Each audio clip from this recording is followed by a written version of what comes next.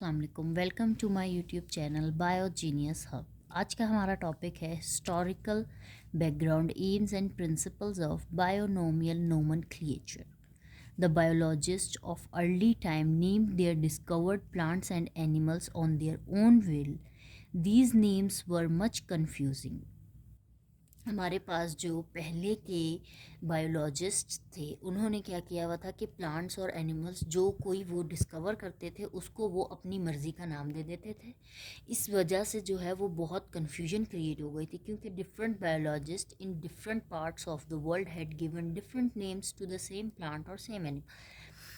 बहुत दुनिया में जो मुख्तलिफ जगहों पे बायोलॉजिस्ट थे उन्होंने क्या किया हुआ था कि मतलब डिफरेंट हमारे पास स्पीशीज जो प्लांट का था या जो एनिमल का था वो सेम था, लेकिन नाम डिफरेंट दिया हुआ था। उसकी वजह से क्या हो रही थी कि बहुत सारी कन्फ्यूजन क्रिएट हो रही थी। तो in the same way different names were used for same plants और एनिमल्स।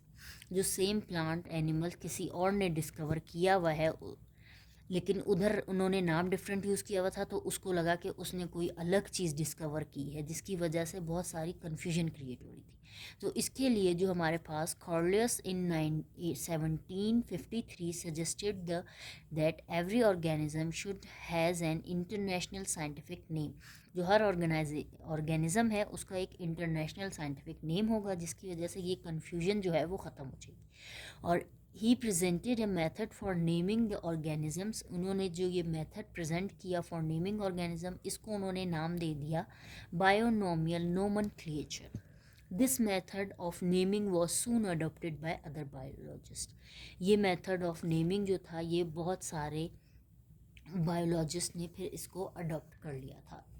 अब हम देख लेते हैं इनके objectives and principles. The main aims of binomial nomenclature are as follows. Correct identification of organism, कि आपने जो है वो ऑर्गेनिज्म जो भी ऑर्गेनिज्म है स्पीशी है उसकी करेक्ट आइडेंटिफिकेशन करनी है, ठीक है, बिल्कुल सही सही। और give individual name to an organism, और एक जो इंडिविजुअल नेम देना है, आपने एक अलग अलग नाम देना है ऑर्गेनिज्म को, ठीक है, ताकि कन्फ्यूजन क्रिएट ना हो जाए। The name of organism should be recognised internationally, और जो नेम आप दोगे उस ऑर्गेनिज्म को वो इंटरनेशनली रिकॉग्नाइज्ड होना चाहिए। There should not be confusion between the similar names of organisms. अब इससे क्या होगा कि आपके पास कन्फ्यूजन नहीं होगी सिमिलर नेम्स ऑफ ऑर्गेनिजम्स के बीच में, क्योंकि जब आप करेक्ट आइडेंटिफिकेशन करोगे, इंडिविजुअल नेम दोगे, एक रिकॉग्नाइज्ड इंटरनेशनली नेम दोगे उस ऑर्गेनिजम्स को, तो हमारे पास सिमिलर नेम्स ऑफ ऑर्गेनिजम्स की जो कन्फ्यूजन है वो क्रिएट नहीं होगी। The name of specific organism should come with the genius. In binomial nomenclature each organism has two names. Binomial nomenclature में जो है वो हमारे पास हर ऑर्गेनिज्म के दो नेम थे। There are following rules for naming the organism. पहले हम लोगों ने जो है वो पढ़ा था कि एम्स क्या होंगी, ठीक है। अब हम पढ़ रहे हैं जब हम उसको नेम दे रहे होंगे तो हमारे रूल्स क्या होंगे। First name should be of genus. First letter of generic name should be capital. The second name is the name of species. All the letters of specific name should be small.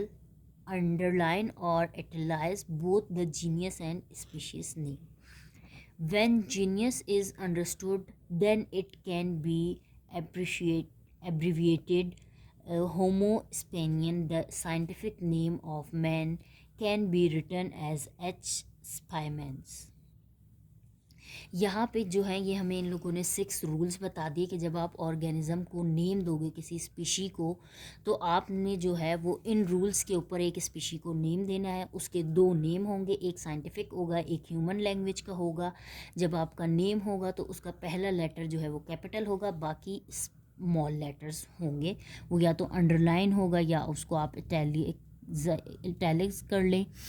अब हमारे पास binomial nomenclature की वजह से, इस method की वजह से जो पहले कन्फ्यूजन्स हो रही थी, जो बहुत सारे हमारे पास नेम्स डिफरेंट होने की वजह से लेकिन स्पीशीज़ सेम थी, तो बहुत से जो बायोलॉजिस्ट था उनका टाइम वेस्ट हो रहा था। तो इस जो है वो प्रिंसिपल या मेथड के बाद से बहुत हमारे पास आसानियाँ हो गई, और यहाँ जो है वो हमारा ये टॉपिक ख़त्म हो जाता है। Thank you.